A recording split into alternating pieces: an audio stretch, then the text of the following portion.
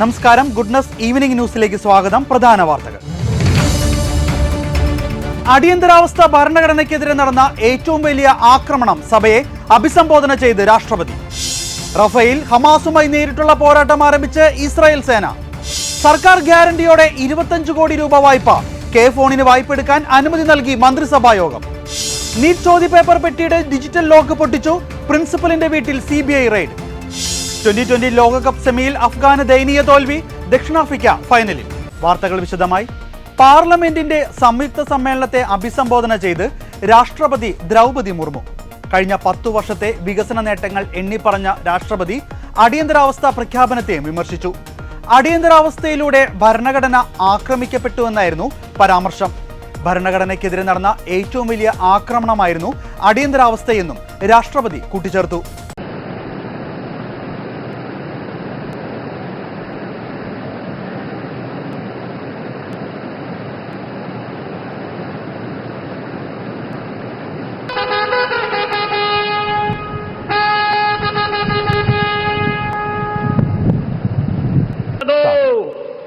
महामहिम राष्ट्रपति जी,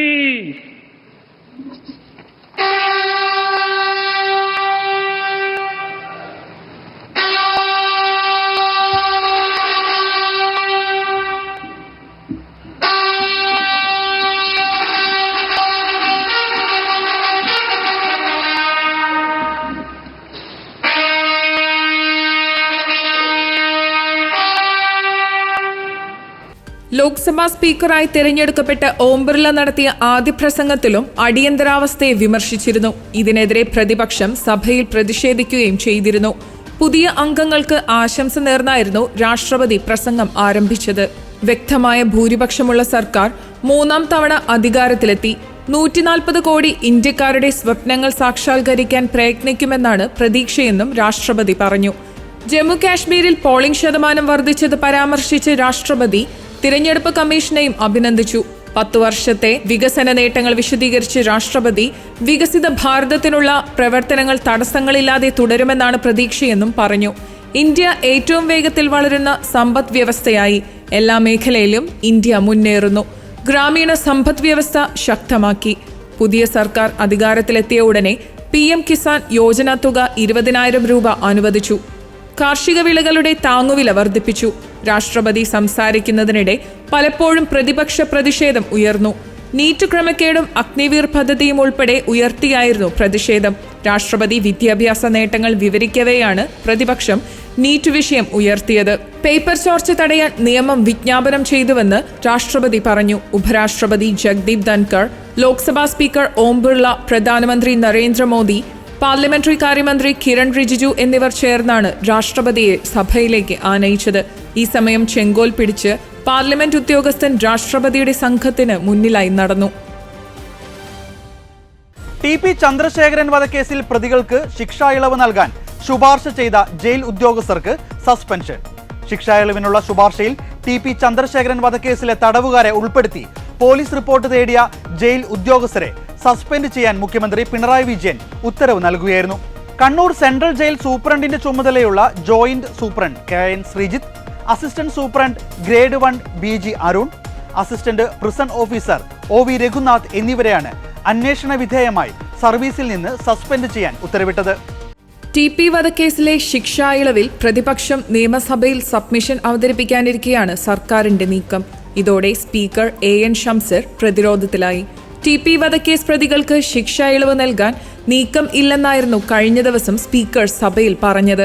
ആസാദി കാ അമൃത് മഹോത്സവിന്റെ ഭാഗമായി കഴിഞ്ഞ വർഷം തയ്യാറാക്കിയ പട്ടികയിലാണ് പ്രതികളുടെ പേര് ഉൾപ്പെട്ടിരുന്നത്.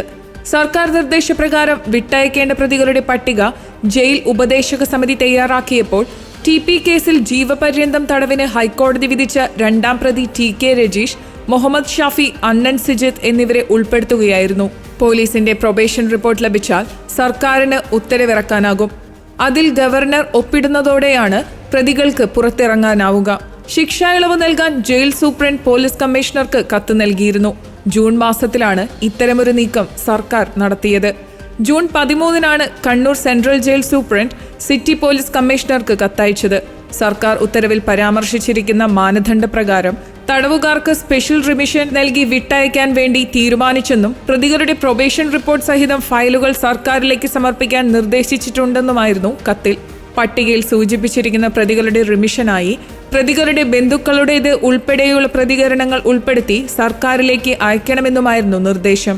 2012 മെയ് 4 രാത്രി 10 മണിക്കായിരുന്നു RMP നേതാവ് TP ചന്ദ്രശേഖരൻ കൊല്ലപ്പെട്ടത്. വടകര വള്ളിക്കാട് വെച്ച് ഇന്നോവ കാറിൽ പിന്തുടർന്നെത്തിയ കൊലയാളി സംഘം ബോംബെറിഞ്ഞു വീഴ്ത്തി വെട്ടിക്കൊലപ്പെടുത്തുകയായിരുന്നു. TP ചന്ദ്രശേഖരൻ വധക്കേസ് പ്രതികളുടെ ശിക്ഷാ ഇളവ് നൽകാനുള്ള നീക്കം ഗൂഢാലോചനയെന്ന് പ്രതിപക്ഷ നേതാവ് VD സതീശൻ അഭിപ്രായപ്പെട്ടു. 2022 മുതൽ നീക്കം നടക്കുന്നുവെന്ന് VD സതീശൻ നിയമസഭയിൽ പറഞ്ഞു. 7ാം പ്രതിക്കും ശിക്ഷാ ഇളവ് നൽകാൻ നീക്കം നടന്നെന്ന് പ്രതിപക്ഷ നേതാവ് ആരോപിച്ചു. 2022 പ്രിസൺ ആക്ടിൽ ഭേദഗതി വരുത്തിയെന്ന് VD സതീശൻ പറഞ്ഞു. നിയമസഭ പാസാക്കിയ നിയമമാണ് സർക്കാർ ഉത്തരവിലൂടെ റദ്ദാക്കിയതെന്നും ഇത് സഭ അറിഞ്ഞിട്ടില്ലെന്നും അദ്ദേഹം കൂട്ടിച്ചേർത്തു. പൈശാചികവുമായ കൊലപാതകമായിരുന്നു TP ചന്ദ്രശേഖരൻ്റേത്. ഒരു രാഷ്ട്രീയ പ്രവർത്തകനെ ഇത്രയും ഹീനമായ രീതിയിൽ കൊല ചെയ്യപ്പെട്ട ഒരു സംഭവം ഇവിടെ ഉണ്ടായിട്ടില്ല. കേരള മനസാക്ഷിയെ മുഴുവൻ ഞെട്ടിച്ച സംഭവമാണ്. സാർ, ഇത് ഹൈക്കോടതിയിൽ വന്നപ്പോൾ ഹൈക്കോടതി ഇതിൽ പല പ്രതികളുടെയും ജീവപര്യന്തം ഇരട്ടി ജീവപര്യന്തമാക്കി. സാർ, ഇവിടെ നമ്മൾ ഞെട്ടിച്ചിരിക്കുന്ന സംഭവം 13/6/2024 കണ്ണൂരിലെ സെൻട്രൽ പ്രിസൺ സൂപ്രണ്ട് ഒരു ഔദ്യോഗികമായൊരു കത്ത് സിറ്റി പോലീസ് കമ്മീഷണർ കണ്ണൂർ കൊടുത്തിരിക്കുകയാണ്. സാർ, ആ കത്തിൽ പറഞ്ഞിരിക്കുന്നത് കുറേ ആളുകളുടെ പേര് വിവരങ്ങൾ കൊടുത്തിട്ട്, ജയിൽ പുള്ളികളുടെ പേര് വിവരങ്ങൾ കൊടുത്തിട്ട് 56 ആ പേരുടെ പേര് വിവരങ്ങൾ കൊടുത്തിട്ട് അവർക്ക് ശിക്ഷ ഇളവ് കൊടുക്കാനുള്ള നടപടികൾ ആരംഭിക്കുകയാണ്. അതിനാൽ അവരുടെ പ്രൊബേഷൻ റിപ്പോർട്ടുകൾ സഹിതം അവരുടെ ബന്ധുക്കൾ, കുറ്റകൃത്യത്തിന് ഇരയായവർ അല്ലെങ്കിൽ അവരുടെ ബന്ധുക്കൾ എന്നിവരിൽ നിന്നുള്ള പ്രതികരണം ഉൾപ്പെടെയുള്ള അന്വേഷണ റിപ്പോർട്ട് സർക്കാരിലേക്ക് സമർപ്പിക്കുന്നതിനായി ഇത് കൊടുക്കണം എന്നുള്ള ഔദ്യോഗികമായ കത്താണ്. സാർ, ഇതനുസരിച്ചിട്ട് അതിൽ TP ചന്ദ്രശേഖരൻ വധക്കേസിലെ ഒരു കാരണവശാലും ഇത് കൊടുക്കരുത് എന്ന് പറഞ്ഞിരിക്കുന്ന പ്രതികളുടെ കാര്യമുണ്ട്. സാർ, ഇതുമാത്രമല്ല നമ്മൾ ഞെട്ടിച്ചത്. 2018 സുപ്രീം കോടതി, ബഹുമാനപ്പെട്ട സുപ്രീം കോടതി സംസ്ഥാനങ്ങളോട് പറയുന്നത് നിങ്ങൾ റെമിഷന് ശിക്ഷാ കാലയളവ് കൊടുക്കുമ്പോൾ ഇതിന് ചില മാനദണ്ഡങ്ങൾ ഉണ്ടാക്കണമെന്ന് പറയും. സാർ, അതിൻ്റെ ഭാഗമായിട്ട് നമ്മുടെ സർക്കാർ 2023/11/2018 മാർഗനിർദ്ദേശങ്ങൾ ഉണ്ടാക്കി, മാനദണ്ഡങ്ങൾ ഉണ്ടാക്കി. സാർ, ആ മാനദണ്ഡത്തിലെ 11ാമത്തെ ഐറ്റം രാഷ്ട്രീയ കൊലപാതകങ്ങളിൽ പെട്ട പ്രതികൾക്ക് ഒരു കാരണവശാലും അവരുടെ ലൈഫ് ഇംപ്രിസൺമെന്റ് 14 വർഷം പൂർത്തിയാകുന്നത് വരെ ശിക്ഷാ ഇളവ് കൊടുക്കരുതെന്നാണ് 2018 ഉത്തരവ്. സാർ, നമ്മളെ അത്ഭുതപ്പെടുത്തിക്കൊണ്ട് 25/11/2022 സർക്കാർ ഒരു പുതിയ ഉത്തരവിറക്കി. സാർ, ആ ഉത്തരവിൽ 2018 ഈ രാഷ്ട്രീയ കൊലപാതകങ്ങൾ നടത്തിയ പ്രതികളെ ശിക്ഷാ ഇളവിൽ നിന്ന് ഒഴിവാക്കണം എന്നതങ്ങ് എടുത്തു മാറ്റി. ഈ പ്രതികൾക്ക് ഇളവ് കൊടുക്കാൻ വേണ്ടിയിട്ടുള്ള ഗൂഢാലോചന ആരംഭിക്കുകയാണ് 2022 ഗൂഢാലോചന ആരംഭിക്കുക. ഞാൻ ചോദിക്കുന്നത്, പ്രിസൺ ആക്ട് എന്ന് പറയുന്നത് നമ്മുടെ സഭ പാസാക്കിയതാണ്. സഭ പാസാക്കിയ ഒരു പ്രൊവിഷൻ, ഈ സഭ പാസാക്കിയ ഒരു പ്രൊവിഷൻ അങ്ങോട്ടുകൂടിയാണ് ചോദിക്കുന്നത്. ഒരു ഗവൺമെന്റ് ഉത്തരവിലൂടെ റദ്ദാക്കാൻ ഈ ഗവൺമെന്റിന് എന്ത് അധികാരമുള്ളത്?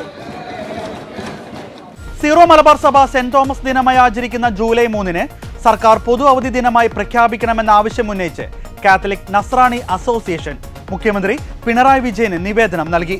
നിയമസഭാ മന്ദിരത്തിലെ അദ്ദേഹത്തിന്റെ ഓഫീസിൽ വെച്ചാണ് CNA സംഘം മുഖ്യമന്ത്രിയെ കണ്ട് കാര്യങ്ങൾ ധരിപ്പിച്ച് നിവേദനം സമർപ്പിച്ചത്. കേരളത്തിലെ ക്രൈസ്തവരായ സർക്കാർ, അർദ്ധ സർക്കാർ ജീവനക്കാർക്ക് അന്നേ ദിവസം അവരുടെ മതപരമായ ചടങ്ങുകളിൽ സംബന്ധിക്കുവാൻ വേണ്ടി നേരത്തെ ഉണ്ടായിരുന്ന അവധി പുനഃസ്ഥാപിച്ചു തരണമെന്ന് കത്തിൽ നിവേദക സംഘം ചൂണ്ടിക്കാട്ടി. ക്രൈസ്തവ സഭാവിശ്വാസികളെ സംബന്ധിച്ചിടത്തോളം, പ്രത്യേകിച്ച് സീറോ മലബാർ സഭാവിശ്വാസികൾക്ക് വളരെ ഏറെ പ്രാധാന്യം നിറഞ്ഞ പുണ്യദിവസം കൂടിയാണ് July 3. Catholic Nasrani association chairman doctor MP George, convener Jose Parekkattil, വക്താവ് ഷൈബി പാപ്പച്ചൻ, കോർ കമ്മിറ്റി അംഗം ഡേവിസ് ചൂരമന എന്നിവർ ഉൾപ്പെടുന്ന നിവേദക സംഘമാണ് മുഖ്യമന്ത്രിയെ കണ്ട് കാര്യങ്ങൾ ബോധിപ്പിച്ചത്. സെയിന്റ് തോമസ് ദിനത്തിൽ നിയമസഭ ചേരില്ലെന്ന സർക്കാർ തീരുമാനം അഭിനന്ദനാർഹവും സ്വാഗതാർഹവുമായ നടപടിയെന്ന് കാത്തലിക് നസ്രാണി അസോസിയേഷൻ അഭിപ്രായപ്പെട്ടു. കേരളത്തിലെ ക്രൈസ്തവ വിദ്യാർത്ഥികൾ, അധ്യാപകർ, മറ്റു ജീവനക്കാർ ഉൾപ്പെടെയുള്ളവർക്ക് അവരുടെ മതപരമായ അവകാശങ്ങൾ അനുഷ്ഠിക്കാനുള്ള ദിനമാണ് സെയിന്റ് തോമസ് ദിനമായ ജൂലൈ 3. കാത്തലിക് നസ്രാണി അസോസിയേഷൻ്റെ നേതൃത്വത്തിൽ അതിൻ്റെ ഭാരവാഹികളായ ഞങ്ങളെല്ലാവരും കൂടി ഇന്ന് നമ്മുടെ മുഖ്യമന്ത്രിയെ കാണുകയുണ്ടായി. മുഖ്യമന്ത്രിയെ കാണുന്നതിലൊരു പ്രധാനപ്പെട്ട കാര്യം നമ്മുടെ എല്ലാം മാർഗദർശിയും നമുക്കെല്ലാം വിശ്വാസങ്ങൾ പകർന്നു നൽകുകയും നമ്മളെല്ലാം ക്രിസ്തുമതം സ്വീകരിക്കുകയും ചെയ്ത് അതിനെല്ലാം വഴികാട്ടിയായ മാർ തോമസ് ലീഗായുടെ ഓർമ്മ ദിനമായ ജൂലൈ 3 പൊതു അവധി ദിനമായി പ്രഖ്യാപിക്കണമെന്ന് ഇന്ന് ഞങ്ങൾ മുഖ്യമന്ത്രിക്ക് നേരിൽ കണ്ട് ഒരു നിവേദനം സമർപ്പിക്കുകയുണ്ടായി. അത് അനുഭാവപൂർവ്വം അദ്ദേഹം അത് പരിഗണിക്കാം എന്ന് പറയുകയും നിയമസഭ അന്നേ ദിവസം നിയമസഭ അവധിയായി പ്രഖ്യാപിച്ചിട്ടുണ്ടെന്നുള്ള ഒരു അഭിപ്രായവും നമുക്ക് അവിടെ നിന്ന് ലഭിക്കുകയുണ്ടായി. മറ്റൊരു കാര്യം, നമ്മുടെ എറണാകുളം അങ്കമാലി അതിരൂപതയിൽ ഏകീകൃത കുർബാന വിഷയവുമായി ബന്ധപ്പെട്ട് ഇപ്പോൾ ചില പ്രശ്നങ്ങൾ വിമതരായിട്ടുള്ള ആളുടെ ഭാഗത്തു നിന്നും നമുക്ക് ഔദ്യോഗിക പക്ഷത്തിനും സഭാ നേതൃത്വത്തിനും നേരിടേണ്ടി വന്നിരിക്കുകയാണ്. ഇത്രയും കാര്യങ്ങൾ ഞങ്ങൾ സർക്കാരിൻ്റെ ശ്രദ്ധയിൽപ്പെടുത്തി, ബഹുമാനപ്പെട്ട മുഖ്യമന്ത്രിയുടെ ശ്രദ്ധയിൽപ്പെടുത്തി. അതായത് ജൂലൈ 3 മുതൽ നമ്മുടെ രൂപതയിൽ, എറണാകുളം അങ്കമാലി അതിരൂപതയിൽ ഏകീകൃത വിശുദ്ധ കുർബാന അർപ്പിക്കാതെ വിമത പ്രവർത്തനങ്ങൾ നടത്തി വീണ്ടും സഭയ്ക്കെതിരായി പ്രവർത്തിക്കുന്നവരുടെ പേരിൽ നടപടി സ്വീകരിക്കണമെന്നും അവർ നമ്മുടെ സഭയ്ക്കയുടെ സ്ഥാപന ജംഗമ വസ്തുക്കൾ, സഭയുടെ സ്വത്തുക്കൾ കൈക്കലാക്കുവാൻ വേണ്ടി ശ്രമിക്കുന്ന പ്രവർത്തനങ്ങളിൽ നിന്നും അവരെ പിന്തിരിപ്പിക്കണമെന്നും സഭാ നേതൃത്വത്തിൻ്റെ ഔദ്യോഗിക പക്ഷത്ത് നിൽക്കുന്ന ഒരു സംഘടന എന്ന നിലയ്ക്ക് നമ്മൾ കാത്തലിക് നസ്രാണി അസോസിയേഷൻ ബഹുമാനപ്പെട്ട മുഖ്യമന്ത്രിയെ അത് ധരിപ്പിക്കുകയുണ്ടായി. അദ്ദേഹം പറഞ്ഞു, ഇതിനെല്ലാം ഞാൻ പരിഹാരം കണ്ടുകൊള്ളാം എന്ന് ഒരു ഉറപ്പ് ഞങ്ങൾക്ക് എല്ലാവർക്കും തരികയുണ്ടായി. ദക്ഷിണ ഉത്തര ഗാസയിൽ ആക്രമണം ശക്തിപ്പെടുത്തിയ ഇസ്രായേൽ സേന റഫേൽ ഹമാസുമായി നേരിട്ടുള്ള പോരാട്ടം ആരംഭിച്ചു. ഹമാസിന്റെ ഒളിസങ്കേതങ്ങൾ ഉൾപ്പെടെ തകർത്തതായി ഇസ്രായേൽ സേന അവകാശപ്പെട്ടു.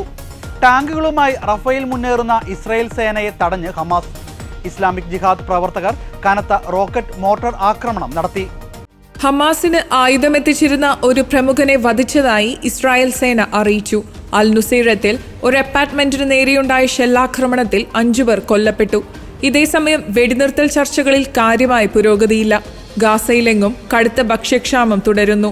പട്ടിണി മൂലം മരിക്കുന്നവരുടെ എണ്ണം ഓരോ ദിവസവും വർദ്ധിക്കുകയാണ്. ഏദൻ കടലിടുക്കിലൂടെ സഞ്ചരിച്ചിരുന്ന ഒരു ചരക്കു കപ്പലിന് നേരെ യമനിലെ ഹൂതികൾ ആക്രമണം നടത്തി. അതേസമയം ഇസ്രായേൽ സിറിയയിൽ നടത്തിയ വ്യോമാക്രമണത്തിൽ 2 പേർ കൊല്ലപ്പെട്ടതായും ഒരു സൈനികന് പരിക്കേറ്റതായും സിറിയൻ സ്റ്റേറ്റ് മീഡിയ റിപ്പോർട്ട് ചെയ്തു. ദമാസ്കസ് നാട്ടിൻപുറങ്ങളിലെ സൈദ സൈന പ്രദേശത്തിന് സമീപമുള്ള ഹിസ്ബുള്ള, ഇറാൻ മിലിഷ്യകളുമായി ബന്ധപ്പെട്ട സ്ഥലങ്ങൾ ലക്ഷ്യമിട്ടായിരുന്നു ആക്രമണമെന്ന് Syrian observatory for human rights സ്ഥിരീകരിച്ചു. കൂടാതെ സുവൈദയുടെ കിഴക്കൻ ഗ്രാമപ്രദേശത്തുള്ള താൽ സാഹൻ റഡാർ സൈറ്റിലും സ്ഫോടനങ്ങൾ റിപ്പോർട്ട് ചെയ്തിട്ടുണ്ട്.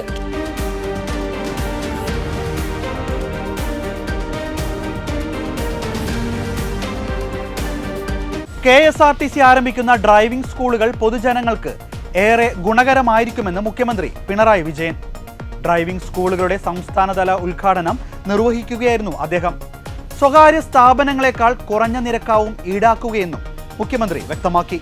ഹെവി വാഹനങ്ങളുടെ പരിശീലനത്തിന് 9,000 രൂപയും ഇരുചക്ര വാഹനങ്ങളുടെ പരിശീലനത്തിന് 3,500 രൂപയുമാണ് ഫീസ്. പട്ടികജാതി പട്ടികവർഗ വിഭാഗത്തിൽപ്പെട്ടവർക്ക് കുറഞ്ഞ നിരക്കിലും ഈ വിഭാഗത്തിൽപ്പെട്ട വിദ്യാർത്ഥികൾക്ക് പൂർണ്ണ സൗജന്യമായും പരിശീലനം നൽകും. ഇത് സംബന്ധിച്ച് റിപ്പോർട്ട് സമർപ്പിക്കാൻ അതത് വകുപ്പ് ഡയറക്ടർമാർക്ക് നിർദ്ദേശം നൽകി. തിരുവനന്തപുരത്ത് KSRTCയുടെ ആനയറ സ്റ്റേഷന് സമീപത്താണ് പഠനത്തിനായി ട്രാക്ക് ഒരുക്കിയിരിക്കുന്നത്. അട്ടക്കുളങ്ങരയിലെ KSRTC സ്റ്റാഫ് ട്രെയിനിംഗ് കോളേജിൽ തിയറി ക്ലാസ് നടക്കും. ഇത്രനാൾ സ്വകാര്യ സ്ഥാപനങ്ങൾ മാത്രമാണ് പരിശീലന കേന്ദ്രങ്ങൾ നടത്തിയിരുന്നത്. ഈ സാഹചര്യത്തിലാണ് പ്രൊഫഷണൽ മാനദണ്ഡങ്ങളോടെ KSRTC ഇത്തരമൊരു പരിശീലന കേന്ദ്രത്തിന് തുടക്കം കുറിക്കുന്നത്. കേന്ദ്ര ഉപരിതല മന്ത്രാലയം നിഷ്കർഷിക്കുന്ന അക്രഡിറ്റഡ് ഡ്രൈവിംഗ് പരിശീലന കേന്ദ്രങ്ങളുടെ രീതിയാണ് സ്വീകരിച്ചിട്ടുള്ളത്. KSRTCയുടെ ഉടമസ്ഥതയിലുള്ള ഗ്രൗണ്ടുകൾ ഇതിനായി ഉപയോഗിക്കും. KSRTC ഡ്രൈവർമാർക്ക് പരിശീലനം നൽകിയിരുന്നവരെയാണ് ഇത്തരം കേന്ദ്രങ്ങളിൽ പരിശീലകരായി നിയോഗിക്കുന്നത്. സ്ത്രീകൾക്ക് വനിതാ പരിശീലകർ ഉണ്ടാകും. പ്രാക്ടിക്കലിന് പുറമെ വാഹനങ്ങളുടെ യന്ത്രഭാഗങ്ങളെക്കുറിച്ച് അറിവ് പകരുന്ന തിയറി ക്ലാസും നടത്തും. ഹെവി പരിശീലനത്തിനൊഴികെ മറ്റെല്ലാ വിഭാഗത്തിനും പുതിയ വാഹനം ഉപയോഗിക്കും. എങ്ങനെയെങ്കിലും ലൈസൻസ് എടുത്തു കൊടുക്കുക എന്നതല്ല ഡ്രൈവിംഗ് പരിശീലന സ്ഥാപനങ്ങളുടെ ചുമതല.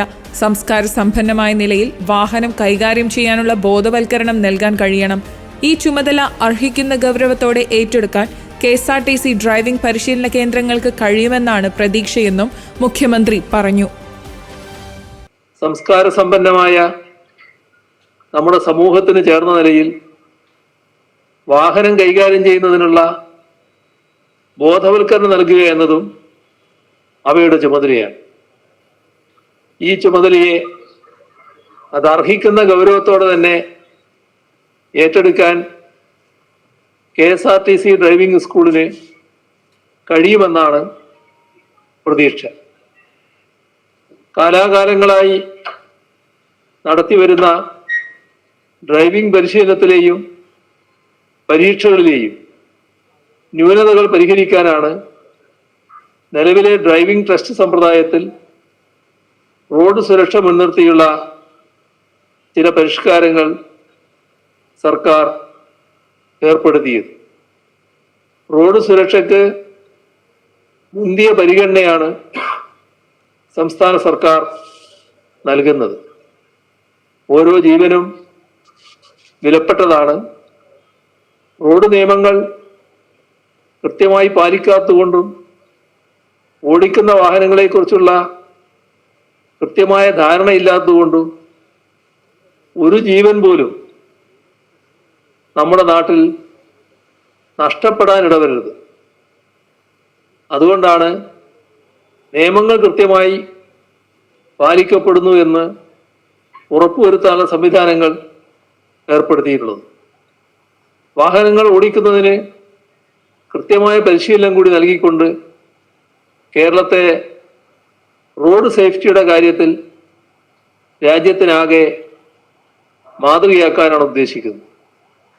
എല്ലാവരുടെയും സഹകരണം ഇക്കാര്യത്തിൽ ഉണ്ടാകണമെന്ന് അഭ്യർത്ഥിക്കട്ടെ. ഡ്രൈവിംഗ് ടെസ്റ്റുകളുടെ കാര്യക്ഷമത അന്താരാഷ്ട്ര തലത്തിലേക്ക് ഉയർത്തുന്നതിനും സുതാര്യമാക്കുന്നതിനും ഈ പുതിയ പരിശീലന പദ്ധതി സഹായിക്കണം. നല്ല ഡ്രൈവിംഗ് സംസ്കാരമുള്ള, പരസ്പര ബഹുമാനമുള്ള, അച്ചടക്കവും പ്രാപ്തിയുമുള്ള ഡ്രൈവർമാരെ സൃഷ്ടിക്കാൻ KSRTC ഡ്രൈവിംഗ് സ്കൂളിന് സാധിക്കട്ടെ എന്ന്. പ്രവർത്തന മൂലധനം കണ്ടെത്താതെ പ്രതിസന്ധിയിലായ K-Phone വായ്പയെടുക്കാൻ അനുമതി നൽകി മന്ത്രിസഭാ യോഗം. സർക്കാർ ഗ്യാരണ്ടിയോടെ 25 കോടി രൂപ വായ്പയെടുക്കാനാണ് മന്ത്രിസഭാ യോഗം അനുമതി നൽകിയത്. പ്രവർത്തനത്തിന് മൂലധനം കണ്ടെത്താൻ ബാങ്ക് ലോൺ ലഭ്യമാക്കുക, കിഫ്ബിയിൽ നിന്ന് ഫണ്ട് കണ്ടെത്തുക, K-Phone സ്റ്റാർട്ടപ്പായി അംഗീകരിച്ച് വെഞ്ചർ ക്യാപിറ്റൽ ഫണ്ട് കണ്ടെത്തുക തുടങ്ങി ആലോചനകളാണ് യോഗത്തിൽ നടന്നത്. K-Phone അടിസ്ഥാന സൗകര്യമൊരുക്കാൻ സർക്കാർ പണം മുടക്കും. പ്രവർത്തന മൂലധനം K-Phone കണ്ടെത്തണം. തുടങ്ങിയപ്പോൾ ഇതായിരുന്നു വ്യവസ്ഥ. വാണിജ്യ കണക്ഷനുകൾ നൽകിയും ഡാക് കേബിൾ വാടകയ്ക്ക് നൽകിയും പ്രവർത്തന മൂലധനം കണ്ടെത്തുന്നതിന് പുറമെ 100 കോടി രൂപ വായ്പ തിരിച്ചടവും K-Phoneന്റെ ചുമതലയാണ്. പക്ഷേ തുടങ്ങിയതെവിടെയോ അവിടെ തന്നെ നിൽക്കുന്ന അഭിമാന പദ്ധതി പണമില്ലാതെ മുന്നോട്ടു പോകാനാകില്ലെന്ന ഘട്ടത്തിലാണ് പുതിയ സാധ്യതകൾ തേടുന്നത്. പ്രവർത്തനത്തിന് മൂലധനം കണ്ടെത്താൻ ബാങ്ക് ലോൺ ലഭ്യമാക്കുക, കിഫ്ബിയിൽ നിന്ന് ഫണ്ട് കണ്ടെത്തുക, K-Phone സ്റ്റാർട്ടപ്പായി അംഗീകരിച്ച് വെഞ്ചർ ക്യാപിറ്റൽ ഫണ്ട് കണ്ടെത്തുക തുടങ്ങിയ ആലോചനകളാണ് നടന്നത്. ഒടുവിൽ വായ്പയ്ക്ക് ഇന്ത്യൻ ബാങ്കിനെ സമീപിച്ചു. സർക്കാർ ഗ്യാരണ്ടിയില്ലാതെ വായ്പ നൽകാനാകില്ലെന്ന ബാങ്ക് നിലപാട് കൂടി കണക്കിലെടുത്താണ് മന്ത്രിസഭാ യോഗത്തിന്റെ തീരുമാനം. 5 വർഷ കാലാവധിയിൽ 9.2% വരെ പലിശ നിരക്കിൽ വായ്പയെടുക്കാനുള്ള ഫയൽ IT വകുപ്പ് മന്ത്രി എന്ന നിലയിൽ മുഖ്യമന്ത്രി തന്നെയാണ് മന്ത്രിസഭയ്ക്ക് മുന്നിലെത്തിച്ചത്. ഒരു മാസം കഷ്ടിച്ച് കടന്നു പോകാൻ 15 കോടി രൂപയെങ്കിലും വരുമെന്നാണ് K-Phoneന്റെ കണക്ക്.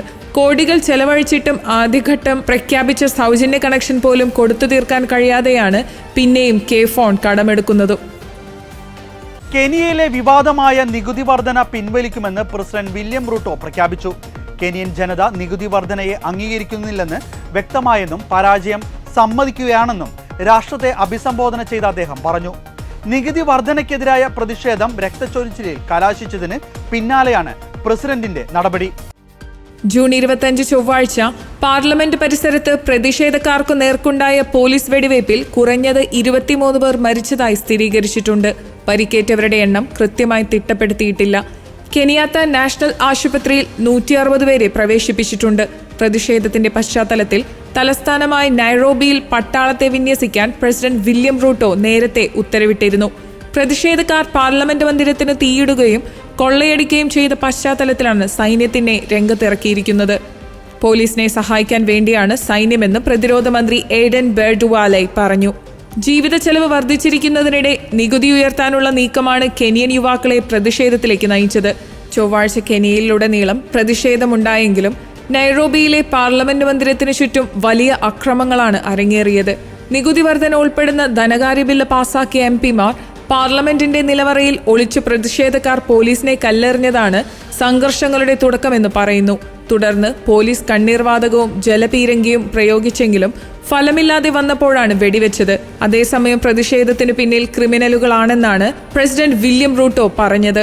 കെനിയയിലെ അക്രമ സംഭവങ്ങളിൽ ബ്രിട്ടനും ജർമ്മനിയും അടക്കമുള്ള പാശ്ചാത്യ ശക്തികൾ ഞെട്ടൽ പ്രകടിപ്പിച്ചു. സംയമനം പാലിക്കണമെന്ന് US ആവശ്യപ്പെട്ടു. നീറ്റ് UG ചോദ്യപേപ്പർ ചോർച്ച കേസിൽ ജാർഖണ്ഡിൽ സ്കൂൾ പ്രിൻസിപ്പലിന്റെ വീട് റെയ്ഡ് ചെയ്ത് CBI. ഹസാരിബാഗിലെ ഒയാസി സ്കൂൾ പ്രിൻസിപ്പൽ ഡോക്ടർ അക്സനുൽ ഹക്കിന്റെ വീട്ടിലായിരുന്നു റെയ്ഡ്. ചോദ്യപേപ്പർ ചോർന്നത് ഒയാസി സ്കൂൾ പരീക്ഷാ കേന്ദ്രത്തിൽ നിന്നാണെന്ന സംശയത്തിന്റെ അടിസ്ഥാനത്തിലായിരുന്നു പരിശോധന. നീറ്റ് UG ചോദ്യപേപ്പർ ചോർച്ച കേസിൽ CBI റെയ്ഡിന് മുന്നോടിയായി ബീഹാർ പോലീസും സാമ്പത്തിക കുറ്റാന്വേഷണ വിഭാഗവും പ്രിൻസിപ്പാളിനെ ചോദ്യം ചെയ്തിരുന്നു. ചോദ്യപേപ്പർ സൂക്ഷിച്ചിരുന്ന പെട്ടിയുടെ ഡിജിറ്റൽ ലോക്ക് പൊട്ടിച്ചതിനെക്കുറിച്ചാണ് പോലീസ് സംഘം അന്വേഷിച്ചതെന്ന് പ്രിൻസിപ്പാൾ വെളിപ്പെടുത്തി. ഉച്ചയ്ക്ക് 2 മണിക്കുള്ള പരീക്ഷയ്ക്ക് ചോദ്യപേപ്പർ അടങ്ങുന്ന പെട്ടിയുടെ ഡിജിറ്റൽ ലോക്ക് 1:15 താനെ തുറക്കേണ്ടതാണ്. സമയം കഴിഞ്ഞിട്ടും പെട്ടി തുറക്കാത്തതിനാൽ നാഷണൽ ടെസ്റ്റിംഗ് ഏജൻസി അധികൃതരെ വിവരം അറിയിച്ചിരുന്നു. ഡിജിറ്റൽ ലോക്ക് കേടായതിനാൽ പൂട്ടുപൊളിച്ച് ചോദ്യപേപ്പർ എടുക്കാനായിരുന്നു നിർദ്ദേശം. അതനുസരിച്ചാണ് ഡിജിറ്റൽ ലോക്ക് പൊട്ടിച്ചതെന്നും പ്രിൻസിപ്പൽ പോലീസിനും CBIക്കും മൊഴി നൽകി.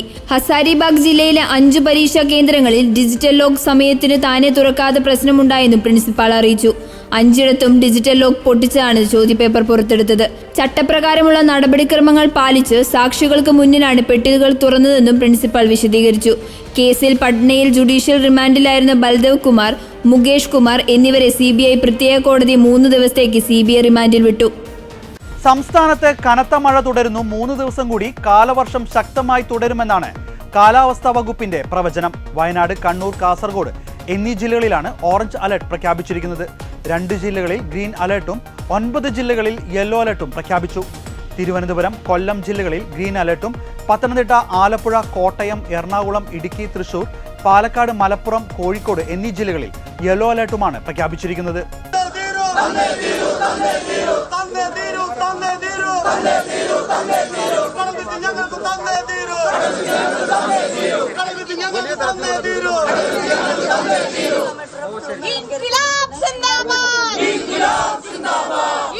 ഇടുക്കി, മൂന്നാർ ഉൾപ്പെടെയുള്ള മേഖലയിൽ ഇടിമിന്നലോടുള്ള മഴ തുടരുന്നതിനാൽ പ്രശ്ന സാധ്യത കണക്കിലെടുത്ത് ജില്ലയിലെ വിനോദസഞ്ചാര കേന്ദ്രങ്ങളിൽ നിയന്ത്രണം ഏർപ്പെടുത്തി.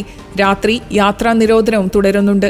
തമിഴ്നാട്ടിലേക്ക് ദേവികുളം വഴിയുള്ള പാത മാറ്റി നിർത്തി ആനച്ചാൽ വഴി പോകാൻ നിർദ്ദേശമുണ്ട്. കല്ലാർകുട്ടി, പാംബ്ല, മൂന്നാർ ഹെഡ്വർക്ക് ഡാം എന്നിവയുടെ ഷട്ടറുകൾ തുറന്നതിനാൽ പെരിയാർ, മുതിരപ്പുഴയാർ എന്നിവയുടെ തീരങ്ങളിൽ ജാഗ്രതാ നിർദ്ദേശമുണ്ട്. വയനാട് ജില്ലയിൽ ഖനനത്തിന് കളക്ടർ താൽക്കാലിക വിലക്ക് ഏർപ്പെടുത്തി. ഇന്നും നാളെയും ഖനനമോ മണ്ണെടുപ്പോ പാടില്ല. വിനോദസഞ്ചാര കേന്ദ്രങ്ങളും ഇന്ന് അടച്ചിടും. പുഴയിലോ വെള്ളക്കെട്ടുകളിലോ ഇറങ്ങരുതെന്നും പുഴയിൽ മീൻ പിടിക്കാൻ ഇറങ്ങരുതെന്നും കളക്ടർ മുന്നറിയിപ്പ് നൽകി. ഇന്നലെ വൈകുന്നേരത്തെ കനത്ത മഴയെ തുടർന്ന് മലപ്പുറം പെരുമ്പടപ്പ് വില്ലേജിൽ ഒരു ദുരിതാശ്വാസ ക്യാമ്പ് ആരംഭിച്ചു. ഒരു കുടുംബത്തെ ക്യാമ്പിലേക്ക് മാറ്റി. വെളിയങ്കോട്, പൊന്നാനി വില്ലേജുകളിൽ 22 ആളുകളെ ബന്ധുവീടുകളിലേക്ക് താമസം മാറ്റി. കോട്ടയത്ത് താഴ്ന്ന പ്രദേശങ്ങളിൽ വെള്ളം കയറാനുള്ള സാധ്യതയുള്ളതിനാൽ ക്യാമ്പുകൾ സജ്ജമാക്കാൻ തഹസിൽദാർമാരോട് കളക്ടർ നിർദ്ദേശിച്ചു. അപകടകരമായ മരങ്ങളും ശിഖരങ്ങളും മുറിച്ചുമാറ്റാൻ തദ്ദേശ ഭരണവകുപ്പ് ജോയിന്റ് ഡയറക്ടർക്ക് നിർദ്ദേശം നൽകി. കേന്ദ്ര ജല കമ്മീഷന്റെ മാഡമൺ, ഐരൂർ, കുരുടാമണ്ണിൽ എന്നിവിടങ്ങളിലെ കണക്കനുസരിച്ച് പമ്പാ നദിയിലെ ജലനിരപ്പ് അപകടമേഖല കടന്നു. കല്ലൂപ്പാറയിലെ കണക്കനുസരിച്ച് മണിമലയാറ്റിലെ ജലനിരപ്പും അപകടമേഖലയ്ക്കും മുകളിലാണ്. 2 നദികളിലും കേന്ദ്ര ജല കമ്മീഷൻ ഓറഞ്ച് അലർട്ട് പ്രഖ്യാപിച്ചു. എറണാകുളം എടവനക്കാട് തീരപ്രദേശ മേഖലയോട് കളക്ടർ അവഗണന കാണിക്കുന്നു എന്നാരോപിച്ച് വൈപ്പിൻ ചെറായി സംസ്ഥാന പാത തീരദേശവാസികൾ ഉപരോധിച്ചു. നിലവിൽ പുലിമുട്ട് വരുന്നതിനും മെട്രോ മോഡലിൽ കടൽഭിത്തി നിർമ്മിക്കുന്നതിനും ഫണ്ടില്ലെന്ന് കളക്ടറേറ്റിൽ വിളിച്ചു ചേർത്ത യോഗത്തിൽ കളക്ടർ നിലപാടെടുത്തു. ഇതിനെതിരെയാണ് ഇന്നു രാവിലെ 8 മണി മുതൽ റോഡിൽ കുത്തിയിരുന്ന് തീരദേശവാസികൾ ഉപരോധിച്ചത്. ഇനി 2020 ലോകകപ്പ് വിശേഷങ്ങളിലേക്ക്.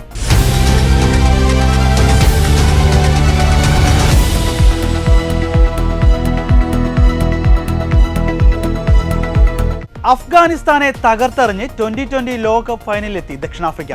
അഫ്ഗാനിസ്ഥാനെതിരെ 9 വിക്കറ്റ് വിജയവുമായാണ് ദക്ഷിണാഫ്രിക്ക ചരിത്ര ഫൈനൽ ഉറപ്പിച്ചത്. ആദ്യം ബാറ്റ് ചെയ്ത അഫ്ഗാനിസ്ഥാൻ ഉയർത്തിയ 57 റൺസ് വിജയലക്ഷ്യത്തിലേക്ക് 8.5 ഓവറിൽ 1 വിക്കറ്റ് നഷ്ടത്തിൽ ദക്ഷിണാഫ്രിക്ക എത്തി. അതേസമയം രാത്രി 8-ന് നടക്കുന്ന രണ്ടാം സെമി ഫൈനൽ പോരാട്ടത്തിൽ ഒരു മത്സരം പോലും തോൽക്കാതെ എത്തിയ ഇന്ത്യ നിലവിലെ ചാമ്പ്യന്മാരായ ഇംഗ്ലണ്ടിനെ നേരിടും. Jansen strikes and it's a big one. It is Ramanullah Gurbaz who has to go.